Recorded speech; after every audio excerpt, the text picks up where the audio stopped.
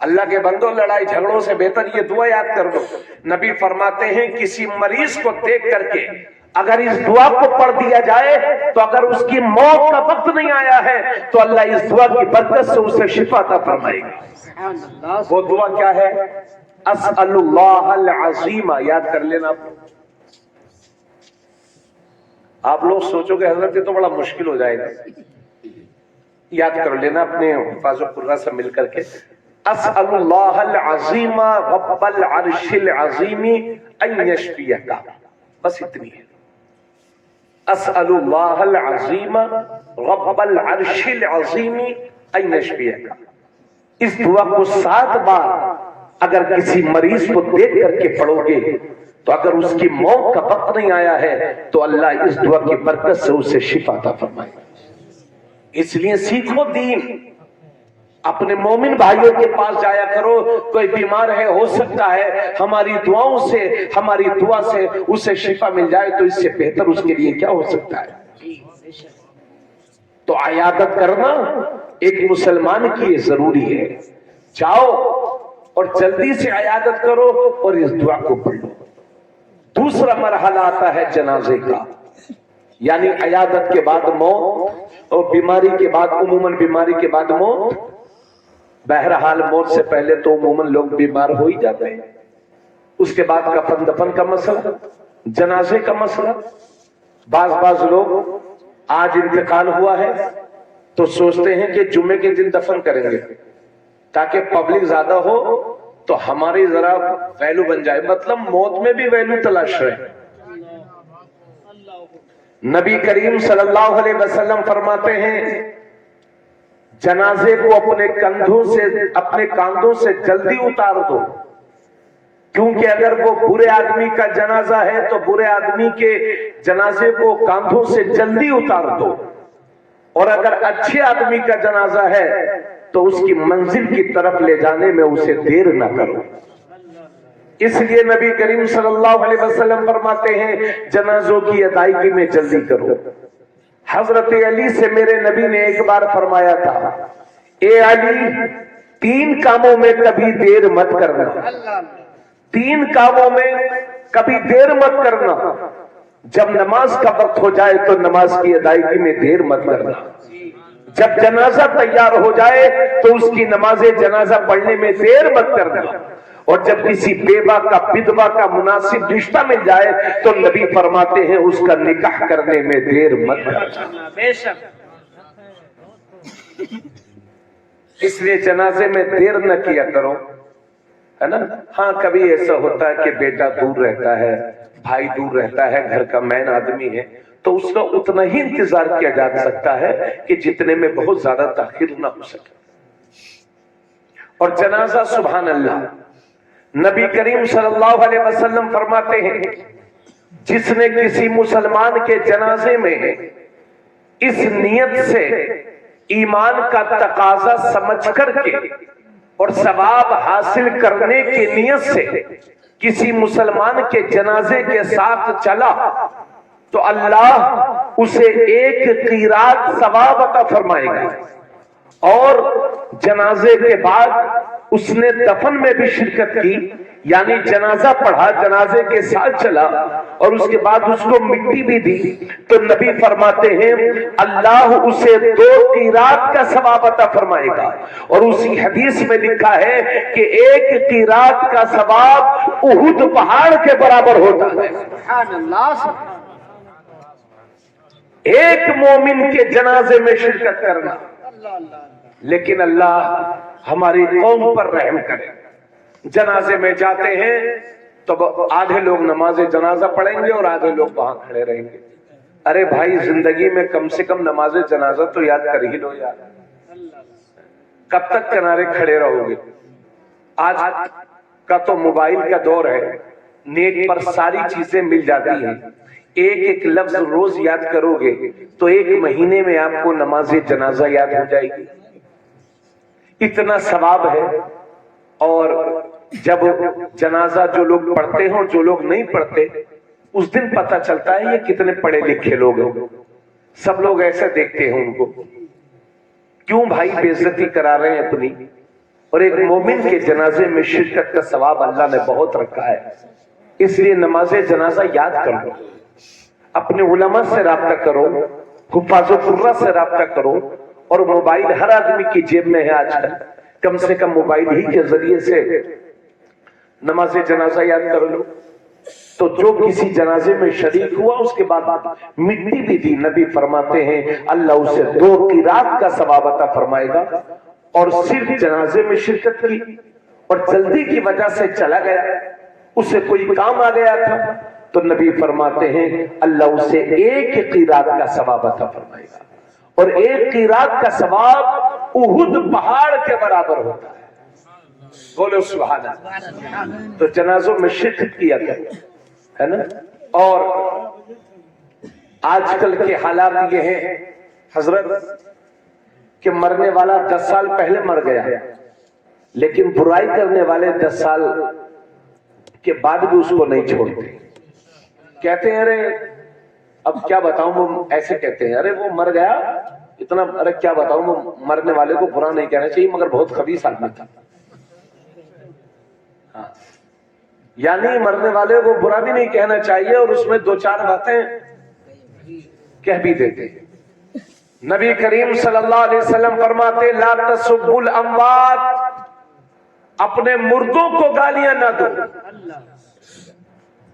अगर उन्होंने नेक अमाल किए थे तो उसका अजर पाएंगे, अगर उन्होंने बुरा किया था तो उसका सिला वो वहां पा लेंगे, लेकिन तुम उन्हें बुरा ना कहो। अल्लाह के नबी सल्लल्लाहु अलैहि वसल्लम एक दूसरी हदीस में फरमाते हैं कि अपने मुर्दों को उनकी अच्छाइयों के साथ याद करो और उनकी बुराइयों से चश्मपोशी करो। यानी उनके अंदर कुछ बुरी बातें थी तो उससे निगाह को फेर लो और उनकी जो अच्छाइयां थी वो अच्छाइयां बयान करो। ये है मोमिन के अमाल, है ना। आज लोग हमारे गांव में हजरत, अब क्या बताऊं, बाज लोग 10 साल 15 साल हो गए मरे हुए, उनको इंतकाल किए हुए, बस 2-4 बातें सुनाई देगी, है ना। उनको समझ में नहीं आता। नबी ने फरमाया अपने मरहूम को गाली मत दो, अच्छाइयों से याद करो, उन्हें बुराइयों से याद न करो। हजरात, तो मैं याद कर रहा था एक हदीस पाक और सुन लो, बस मैं तकरीर खत्म करूं। नबी करीम सल्लल्लाहु अलैहि वसल्लम फरमाते हैं सिल मन कतअक वऊती मन हरमक वअफू अम्मन ज़लमक। नबी करीम सल्लल्लाहु अलैहि वसल्लम फरमाते हैं सिल मन कतअक, जो रिश्ते को तोड़े तो तुम उसे जोड़ो, वऊती मन हरमक, और जो तुम्हें ना दे तुम उसे दो, वाफू अम्मन ज़लमक, और जो तुम पर जुल्म करे उसको माफ कर दो। आज इस बात की जरूरत है कि हम आका की इस हदीस पर अमल करें। सिल मन कता का, जो रिश्ते को तोड़े तो तुम उसे जोड़ो। आज तोड़ने वाले ज्यादा हैं, जोड़ने वाले कम हैं। घर घर टूटा पड़ा है मेरा। अब मैं जनाजों में, जनाजे तक में लोग शिरकत नहीं करते जी। जरा सी बात हो गई, कोई आदमी मर गया तो इतनी दुश्मनी के जनाजे तक में शिरकत नहीं करते। सिलमन कता का नबी फरमाते हैं जो रिश्ते को तोड़े तो तुम उसे जोड़ो। आज अगर किसी घर में 3 भाई हैं, 3 भाइयों में लड़ाई, आपस में लड़ाई, 4 भाई हैं, 4 भाइयों में लड़ाई। सबके घर नहीं होता, मगर अक्सर लोगों के घरों का यही हाल है। और तो और ये हमारी घर की औरतें हैं, ये अपने शोहर से कहती हैं कि अगर मेरे देवर से तुमने बोल लिया तो एक बाप की औलाद नहीं है। मतलब गुनाहों की तरफ उभारने में औरतों का भी भरपूर सहयोग है। नबी करीम सल्लल्लाहु अलैहि वसल्लम फरमाते हैं जो रिश्ते को तोड़ता है अल्लाह उसे तोड़ता है, और जो रिश्ते को जोड़ता है अल्लाह उसे जोड़ता है। और से सुनिए, जो रिश्ते को तोड़ता है अल्लाह उसे तोड़ता है, और जो रिश्ते को जोड़ता है अल्लाह उसे जोड़ता है। توڑنے والے کو اس عربی میں قاطع کہتے ہیں اور جوڑنے والے کو واصل کہتے ہیں. توڑنے والے کو قاطع کہتے ہیں, جوڑنے والے کو واصل کہتے ہیں. اور حدیث میں ہے کہ واصل وہ نہیں ہے کہ آپ میرے گھر نہیں آئے, آپ میرے گھر آئے اور میں آپ کے گھر چلا گیا, اسے واصل نہیں کہتے, بلکہ واصل وہ ہے کہ آپ میرے گھر نہیں آ رہے ہیں پھر بھی میں آپ کے گھر جا رہا ہوں, اسے واصل کہتے ہیں. تو قاطع نہ بنو, رشتوں کو جوڑنے والا بنو. موت زندگی کا کوئی بھروسہ نہیں ہے میاں, ایک ایک کر کے آدمی اٹھتا جاتا ہے. جی ایک اب اتنے لوگ ہیں سمجھے پورے گاؤں سے, ایک آدمی 8 دن کے بعد, 6 مہینے کے بعد ایک آدمی, ایسے دھیرے دھیرے دھیرے دھیرے جتنے پریبا خان میں ہیں اس سے زیادہ تو پریبا کے قبرستان میں دفن ہوں گے. آج 10 سال 15 سال پہلے کون کون سیٹ رہتے تھے یہاں, اور 20-25 سال پہلے کتنے بڑے بڑے لوگ رہتے تھے, آپ ان کے بارے میں ان کا نام تک نہیں جانتے ہو. دنیا ایسے ہمیں ہی بھلا دے گی. اس لیے موت سے پہلے تیاری کرو اور ایک مومنانہ زندگی جی کر کے جیو, مومنانہ زندگی جیو. آج کے دور میں ہم اصل میں ہم تو کئی بار آئے ہیں, ہم سوچ رہے ہیں کہ دھیرے دھیرے آرام سے بولیں تاکہ آپ کو بات سمجھ میں آئے. نبی کریم صلی اللہ علیہ وسلم فرماتے ہیں من تمسک بسنتی عند فساد امتی فلہو اجر 100 شہید. نبی کریم صلی اللہ علیہ وسلم فرماتے ہیں کہ جس نے میری امت کے بگاڑ کے وقت میری کسی سنت پر عمل کیا تو اللہ اسے 100 شہیدوں کا ثواب عطا فرمائے گا. آج کون میاں سنت پر عمل کر رہا ہے؟ چلیے سنتیں تو بہت ہیں, ایک داڑھی, موٹی سی بات ہے یہ داڑھی آج کے دور میں سب سے مظلوم سنت ہے. جی داڑھی رکھنا بڑا مشکل کام ہے, اور سنت کو زندہ کرنے میں غور سے سنیے 70 شہیدوں کا ثواب کیوں ہے؟ اس کی وجہ یہ ہے کہ جیسے کسی نوجوان نے داڑھی رکھ لی تو اس کی ماں کہتی ہے ارے بیٹے تیری یہ بھی عمر تھوڑی ہوئی ہے داڑھی رکھنے کی. بیوی الگ تانا دے گی اور محلے والے کہیں گے داڑھی رکھ کے ملا بنا گھوم رہا, لگ رہا کوئی گھوٹالا کرے گا. رشتہ دار کہیں گے لگتا ہے کوئی مزار پہ بیٹھنے کا ارادہ ہے اس کا. یعنی دوسری قومیں داڑھیوں کا مذاق اڑائیں تو سمجھ میں آتا ہے, آپ خود اپنے نبی کی سنتوں کا مذاق اڑاؤ گے تو ہمارا حشر یہ نہیں ہوگا تو اور کیا ہوگا. اور اگر کوئی اس وجہ سے داڑھی نہیں رکھتا کہ ہم داڑھی رکھیں گے تو لوگ ہمیں آتنکواد کہیں گے, تو بھائی اگر آتنکواد داڑھیوں ہی میں ہے تو مسلمان ہی کی داڑھی میں آتنکواد کیوں ہے؟ سب کی داڑھیوں میں آتنکواد ہونا چاہیے.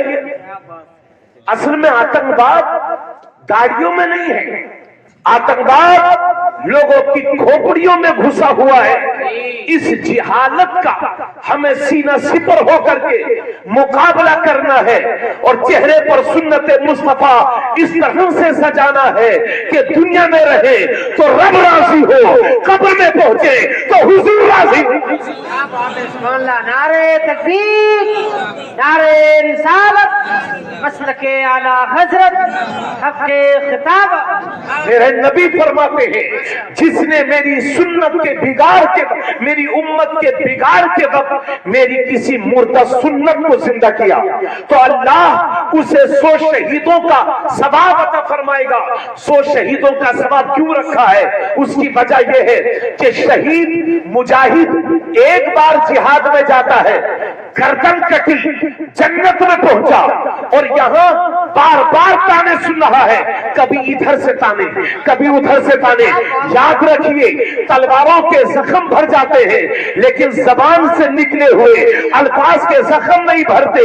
इसलिए शहीद की गर्दन एक बार कटी, जन्नत में पहुंचा, और यहाँ ताने खा खा करके बर्दाश्त कर रहा है। इसलिए अल्लाह ने इस सुन्नत को जिंदा करने वाले के लिए 100 शहीदों का सवाब रखा है। और नबी करीम सल्लल्लाहु अलैहि वसल्लम फरमाते हैं कि जिसने मेरी किसी सुन्नत को जिंदा किया, गोया के उसने मुझे जिंदा किया, और जिसने मुझे जिंदा किया, कल क़यामत के दिन जन्नत में वो मेरे साथ जाएगा। सुभान अल्लाह, सुभान अल्लाह, सुभान अल्लाह, अल्लाह या रसूल अल्लाह, जिंदाबाद। आप खुद, ये बहुत सारे लोग हमारे चेहरे पर दाढ़ी नहीं है,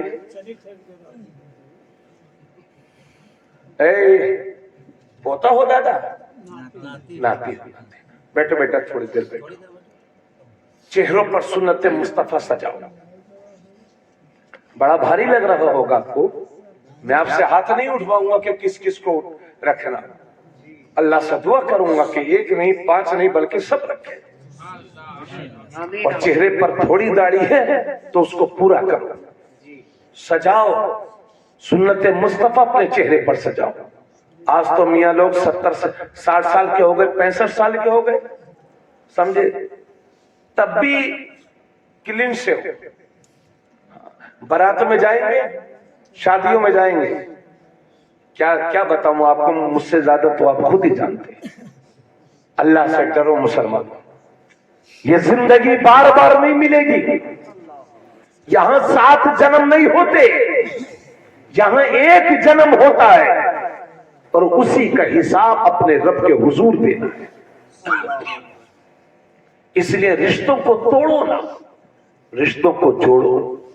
अगर आपका भाई आपसे नाराज है तो आप उसके घर जाएं और कहें, भाई मुझे माफ कर दो। अगर वो आपको डांटकर भगा भी देगा तब भी क्या हर्ज हुआ, भाई ही है ना।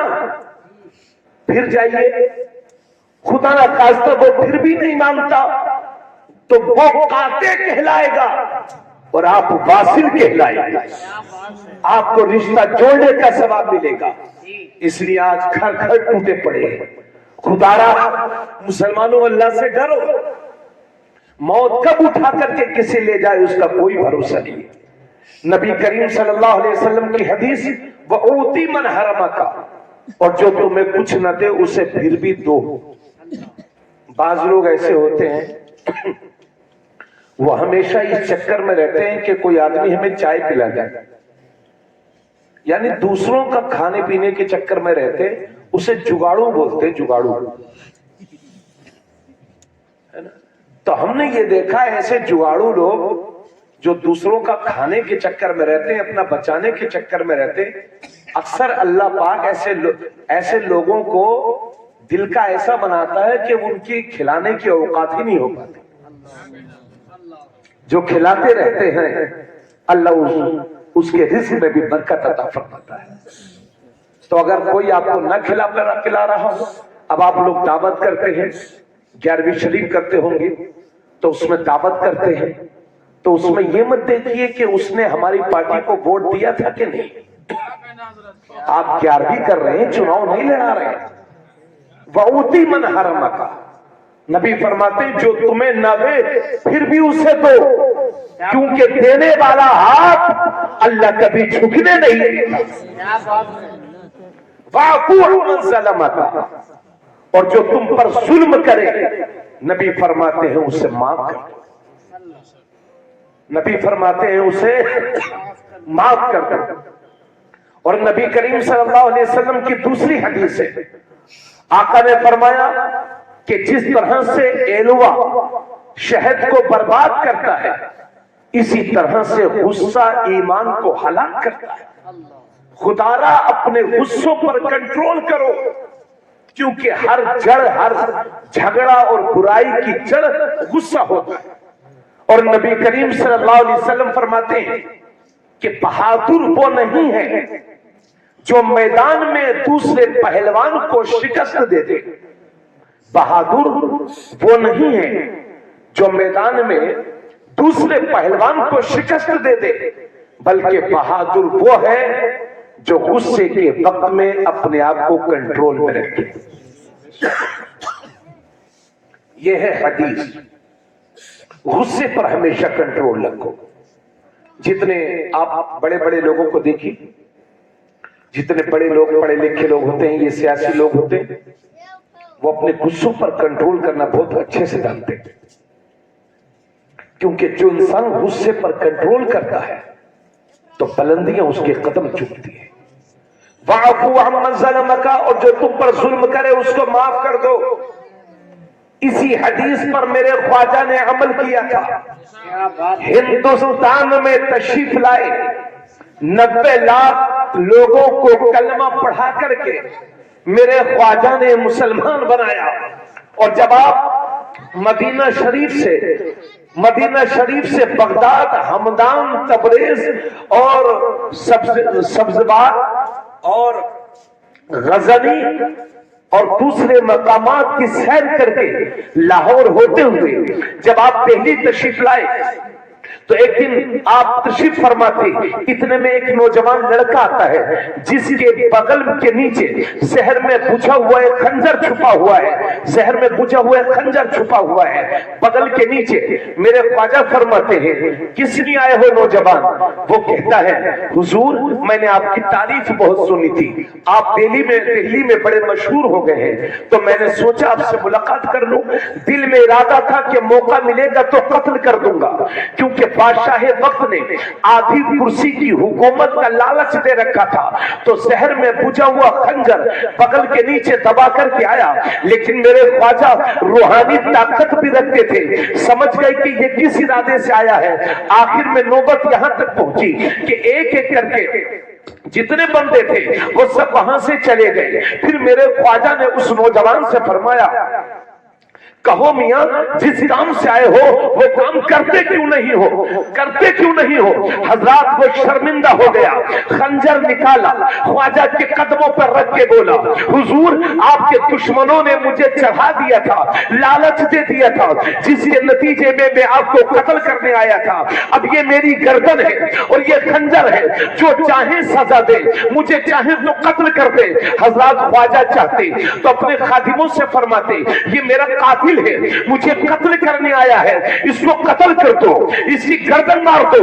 لیکن نہیں، وہ تو اب تلوار لے کے نہیں آئے تھے، وہ نبی کے اخلاق کی تصویر لے کر کے آئے تھے. خواجہ نے معاف کیا، نتیجہ یہ نکلا کہ وہ مسلمان ہو گیا، خواجہ کا مرید بھی ہو گیا، خواجہ کی صحبت میں رہ کر کے خواجہ سے خلافت بھی پالی. اور اللہ نے آخری عمر میں اسے وہ درجہ عطا فرمایا کہ زندگی میں 45 بار اس نے کعبۃ اللہ کا حج کیا.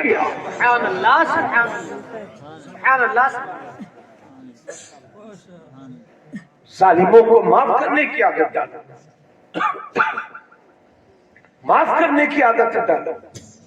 ہمیں 70 دوسروں کی معاف کرتے ہو، اپنے گھر والوں کی تو چند ہی معاف کر دیا کرو. خواجہ غریب نواز نے اخلاق کے ذریعے سے اسلام پھیلایا. آج ہمیں بھی اپنے اخلاق کو بہترین کرنے کی ضرورت ہے. نبی کریم صلی اللہ علیہ وسلم فرماتے ہیں ایک مومن کے نامہ اعمال میں جو سب سے زیادہ وزنی چیز ہوگی قیامت کے دن وہ مومن کا اچھا اخلاق ہوگا.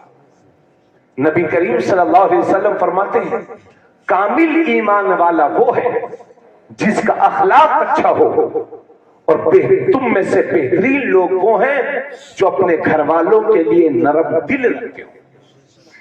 سننے بھائی، کامل ایمان والا وہ ہے کہ جس کا اخلاق اچھا ہے. لوگوں سے پیار سے بولا کرو، محبت سے بولا کرو، بات بات پر کسی کو چھڑکو نہ، کسی کو ذلیل کرنے کی کوشش نہ کرو. موت زندگی کب آ جائے، موت زندگی اللہ کے ہاتھ میں، لیکن ہمیشہ موت کی تیاری رکھو. کب کس کا بلاوا آ جائے اس کا کوئی بھروسہ نہیں ہے. حضرات یہ 2 باتیں میں دلاور مرحوم صاحب جو عزیزم حافظ محمد گلفام صاحب کے والد محترم ہیں، اللہ تعالیٰ ان کی بھی مغفرت فرمائے، ان کے بھی درجات کو بلند فرمائے، ہے نا. ان کے تعلق سے بھی عرض کر رہا ہوں، آپ کے ماں باپ بھی زندہ ہیں، کچھ لوگوں کے ماں باپ زندہ ہوں گے اور کچھ لوگوں کے ماں باپ دنیا سے تشریف لے گئے ہوں گے. یاد رکھیے کہ ماں باپ کے انتقال کے بعد یہ مت سمجھیے گا کہ ان کا رشتہ ہم سے ختم ہو گیا. بعض لوگ جیسے ہی اماں ابا کا انتقال ہوا میاں وہ خود نواب بن جاتے ہیں. اعلی حضرت نے ایک حدیث شریف نقل کی ہے، فرماتے ہیں کہ ہر پیر کے دن اور جمعرات کے دن بندوں کے اعمال اللہ کی بارگاہ میں پیش ہوتے ہیں، اور ہر جمعے کے دن لوگوں کے اعمال نبیوں کی بارگاہ میں پیش ہوتے ہیں اور اس کے ماں باپ کی بارگاہ میں پیش ہوتے ہیں. ہر جمعے کے دن اگر اولاد کے اعمال اچھے ہوتے ہیں تو قبر میں ماں باپ کا چہرہ خوشی سے چمکنے لگتا ہے، اور بچوں کے اعمال اچھے نہیں ہوتے تو قبر میں بھی ان کو تکلیف ہوتی ہے. اس لیے آپ یہ مت سمجھیے گا کہ ماں باپ کا انتقال ہو گیا تو میاں رشتہ ختم، جی نہیں.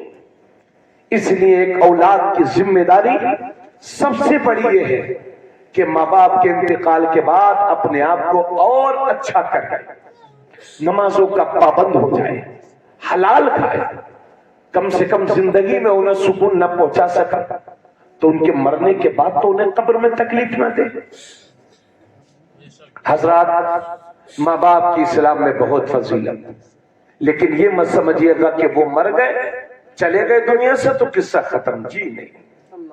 ہر جمعرات کو مومن کی روح اپنے گھر آیا کرتی ہے، ان کے لیے فاتحہ خوانی کرایا کرو.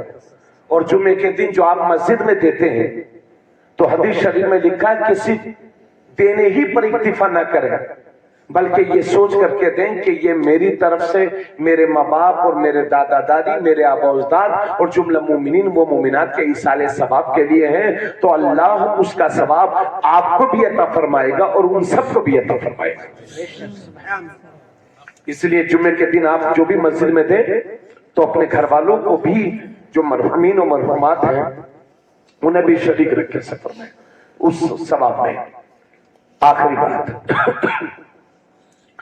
نبی کریم صلی اللہ علیہ وسلم فرماتے ہیں کہ 3 دعائیں ایسی ہیں جو کبھی رد نہیں ہوتی، اللہ انہیں قبول فرماتا ہے. 3 دعائیں ایسی ہیں جو کبھی رد نہیں ہوتی، ان کی قبولیت میں کوئی شک ہی نہیں، ڈاؤٹ ہی نہیں، وہ قبول ہوتی ہی ہیں. نبی کریم صلی اللہ علیہ وسلم فرماتے ہیں ان میں سے پہلی دعا دعوت المظلوم، مظلوم کی دعا کبھی رد نہیں ہوتی. اگر آپ نے کسی پر ظلم کیا ہے تو ظلم کرنے والا ظالم، مظلوم جس پر ظلم ہوا ہے اسے مظلوم کہتے ہیں. اگر ہم کسی پر ظلم کریں گے تو بدلے میں وہ ہمیں دعائیں نہیں دے گا. اس دنیا میں صرف ایک ہی مظلوم ایسا ہے جو لوگوں سے پتھر کھا رہا ہے پھر بھی اپنے دشمنوں کو دعائیں دے رہا ہے، وہ میرے نبی کی ذات ہے کہ جنہوں نے پتھر کھا کے بھی دشمنوں کو دعائیں دی. تو مظلوم کی بد دعا کبھی رد نہیں ہوتی.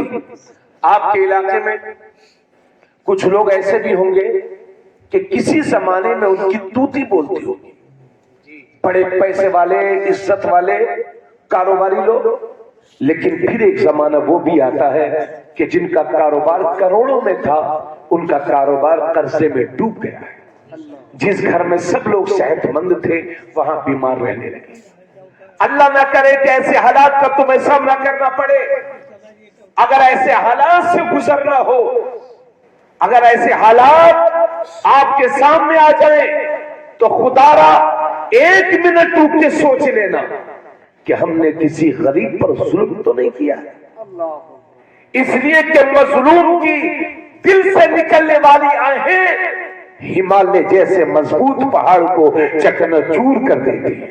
अल्लाह अल्लाह।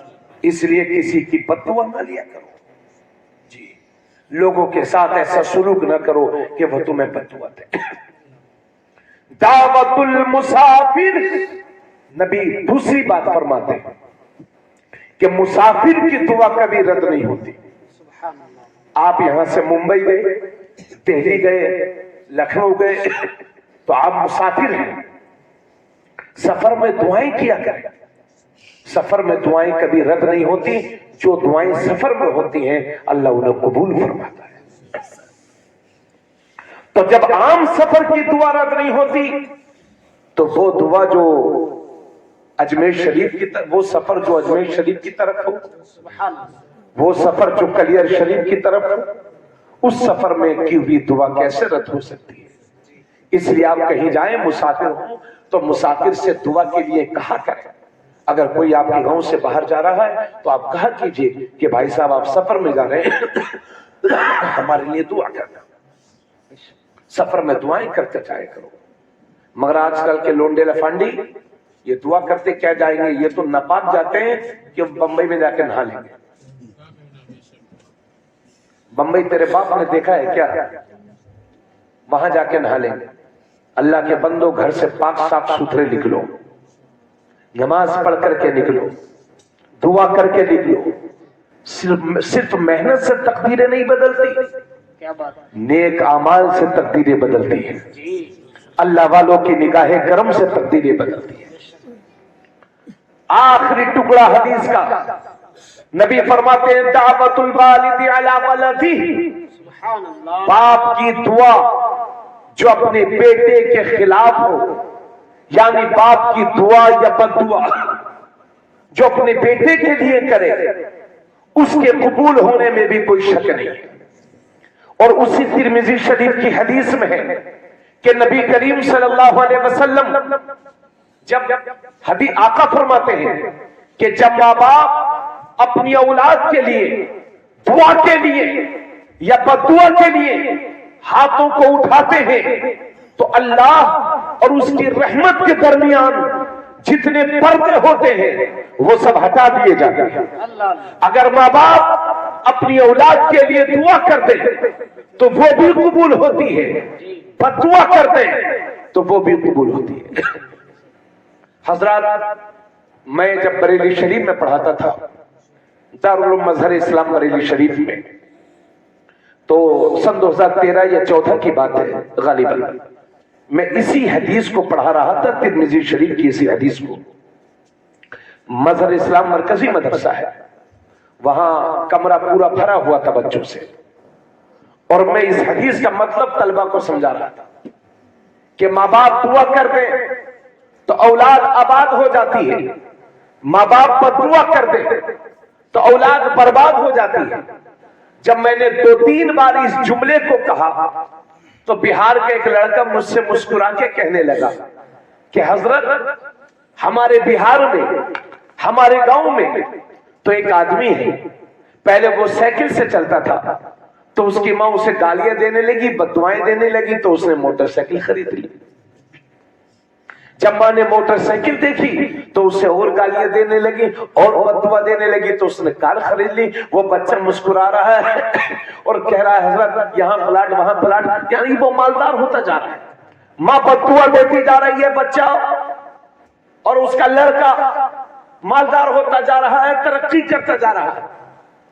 यकीन जानिए जब उस बच्चे ने ये सवाल किया तो अल्लाह की कसम लेकर के कहता हूं मेरे पास उसका कोई जवाब नहीं था, और मुझ पर सन्नाटा तारी हो गया कि मैं कहूं तो क्या कहूं, जवाब दूं तो क्या दूं। मगर वो शहर था आला हजरत का, मदरसा था मुफ्ती आजम का, फैजाने ताजु शरिया जारी हुआ। इतने में बंगाल का लड़का उस बिहार वाले से बोला, अरे पागल, माँ दिल से बददुआ ही करती है, माँ की जबान पर कुछ और होता है और माँ के दिल में कुछ और। नारे तकबीर, नारे रिसालत, मसल के आला हजरत, अजमत वालिदैन। माँ कहती है बेटे تجھ سے بولوں گی نہیں، اللہ اللہ لیکن اگر بیٹے کو ذرا سی تکلیف ہو جائے تو بیوی کے آنسو بعد میں نکلتے ہیں، ماں کے آنسو پہلے نکلتے ہیں۔ جی سچی بات کہاں سے لاؤ گے ماں باپ جیسی نعمت؟ اللہ اللہ دھرتی پر اگر تمہارے لیے اللہ کی سب سے بڑی کوئی نعمت ہے تو وہ تمہارے ماں باپ ہیں، ان کی خدمت کیا کرو۔ مولانا ابوالکلام کلام صاحب، میں اتراکھنڈ میں ایک جگہ تقریر کر رہا تھا، یہی بات میں بتا رہا تھا، تو ایک 80 سال کے بزرگ تقریر کے بعد مجھ سے ملتے ہیں، باشارہ داڑھی تھی لمبی اور نیک آدمی، کہنے لگے آپ نے یہ نہیں بتایا کہ ماں باپ کی بددعا بھی قبول ہوتی ہے؟ میں نے کہا دادا میں نے بتایا تھا، آپ نے سنا نہیں؟ تو بولے ہاں یہ میرے ساتھ ہوا ہے۔ پھر انہوں نے مجھے بتایا کہ میں ہلدوانی کا رہنے والا ہوں، میرے ایک لڑکے نے مجھے اتنا پریشان کیا، تنگ کیا کہ اس نے مجھے رونے پر مجبور کر دیا، اور کہنے لگے وہ کہ جب میں حج کرنے گیا تھا تو میں نے علماء سے سن رکھا تھا کہ کعبے پر جب پہلی نظر پڑتی ہے تو جو دعا مانگو وہ قبول ہوتی ہے، تو میں نے کعبے کو دیکھ کر کے کہا کہ اللہ میرے اس لڑکے کی نسل ہی کو ختم کر دے۔ اللہ وہ کہتے ہیں کہ اس نے پہلی شادی کی تو اس سے کوئی بچہ نہیں ہوا، دوسری شادی کی تو اس سے 2 لڑکی ہوئی ہیں، لڑکا نہیں، اور نسل لڑکے سے چلتی ہے، اور کہتے ہیں کہ اب وہ اس لائق ہی نہیں رہ گیا کہ کوئی تیسری شادی کر سکے، یعنی نسل ہی ختم۔ میں کہہ تو کچھ نہ سکا، مگر میرے ذہن میں بعد میں آیا کہ دادا کعبہ دیکھ کر کے آپ کو بددعا ہی یاد آئی تھی، اللہ جس زبان سے اپنی اولاد کے لیے بددعا کی تھی اسی زبان سے اپنی اولاد کے لیے دعا کرتے تھے تو تمہارا بھی بھلا ہو جاتا، تمہارے بچے کا بھی بھلا ہو جاتا۔ جی بے شک اللہ اللہ اس لیے لوگوں اپنے ماں باپ کو اس قدر نہ ستاؤ کہ وہ تمہارے لیے بددعا کرنے پر مجبور ہو جائے۔ اللہ اللہ قدر کرو ان کی، عزت کرو ان کی جب وہ زندہ ہیں۔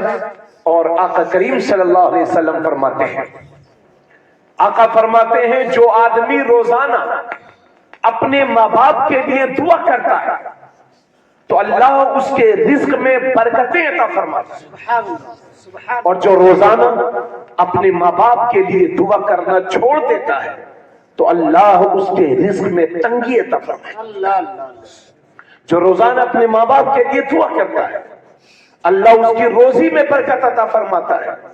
اگر مالدار ہونا چاہتے ہو تو اپنے ماں باپ کے لیے دعا کیا کرو، اگر وہ زندہ ہے تو ان کی لمبی عمر کی دعا کرو، بس آخری بات، اگر وہ زندہ ہے تو ان کی لمبی عمر کے لیے دعا کرو، اور اگر وہ دنیا سے چلے گئے تو ان کی بخشش اور مغفرت کی دعا کرو۔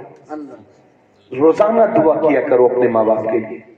ہمارے قاری مبارک صاحب، آپ کے والد محترم ابھی چند دن پہلے 16 جنوری کو انتقال فرما گئے۔ ماشاءاللہ ہمارے قاری صاحب زندگی کی جوانی سے ہی قرآن کریم کی تعلیم دے رہے ہیں۔ مجھے امید ہے کہ اللہ خدمت قرآن کے صدقے میں ان کے والدین کے، ان کے والد صاحب کے درجات کو بلند فرمائے گا۔ تو دوستو عمل ایسے کرو کہ ہمارے ماں باپ بھی خوش ہوں اور دنیا سے چلے جائیں تو ان کے درجات میں اضافہ ہو۔ ایک صحابی تھے حضرت عبداللہ بن سلام، ان کی ماں ان سے ناراض تھی، آقا کلمہ پڑھا رہے تھے، ان کی زبان سے کلمہ نہیں نکل رہا تھا۔ لمبا قصہ ہے مگر بس یہ کہنا مقصد ہے، ماں ناراض تھی، آقا نے بلوایا ان کی ماں کو، اور جب بلوایا بڑی منت و سماجت سے آئی کو، اور جب وہ آئی تو آقا نے فرمایا، انہوں نے دیکھتے ہی حضرت عبداللہ بن سلام کو کہا بیٹے میں تجھے معاف نہیں کروں گی۔ اللہ کے نبی نے فرمایا ضعیفہ اللہ سے ڈر اور اپنے بیٹے کو معاف کرتے ہیں۔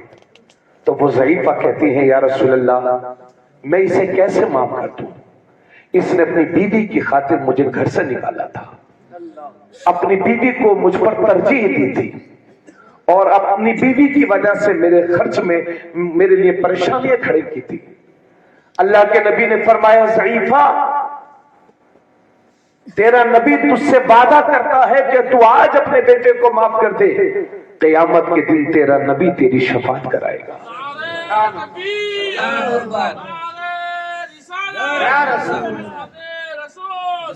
جب انہیں یہ مژدہ ملا تو انہوں نے کہا یا رسول اللہ میں آپ سب کو گواہ بنا کر کہتی ہوں میں نے اپنے بیٹے کو معاف کیا۔ وہ صحابی تھے میاں حضرت عبداللہ بن سلام، اور جب معاف کیا نبی نے کلمہ پڑھایا تو پھر زبان سے کلمہ نکلا۔ ان کا انتقال ہوا، نماز جنازہ ہو گئی۔ نماز جنازہ سے فارغ ہونے کے بعد تدفین و تجہیز کے بعد اللہ کے نبی صلی اللہ علیہ وسلم نے صحابہ سے فرمایا میرے صحابہ اپنی ماؤں کے ساتھ اچھا سلوک کیا کرو، اس لیے کہ ماں اگر ناراض ہے تو ڈر اس بات کا ہے کہ آخری وقت میں کلمہ شریف بھی نصیب نہ ہو سکے۔ آقا نے فرمایا تھا ماں اگر ناراض ہے تو آخری وقت میں کلمہ بھی نصیب نہ ہو، اس لیے تو روٹیوں کی خاطر اپنے ماں باپ کو تنگ نہ کرو۔ ہمیں حالات بہت سارے معلوم ہیں، سمجھے؟ لوگ ایک ماں باپ مل کر کے 10 بچے پالتے ہیں، جب یہ 5 بچوں کی شادی ہو گئی تو میاں بوڑھے ماں باپ کو سردی کے عالم میں وہاں بھیجتے ہیں جہاں جانور بندے ہوتے ہیں۔ قدر کرو اپنے ماں باپ کی، اس لیے کہ ان کی زبان سے جو دعا نکلتی ہے وہ لوگوں کے مقدر کو سنوار دیا کرتی ہے۔ اللہ تعالی ہم سب کو نیک عمل کرنے کی توفیق عطا فرمائے۔ عزیزم محمد گلفام رضا اور محمد سلمان صابری کو میں تعزیت پیش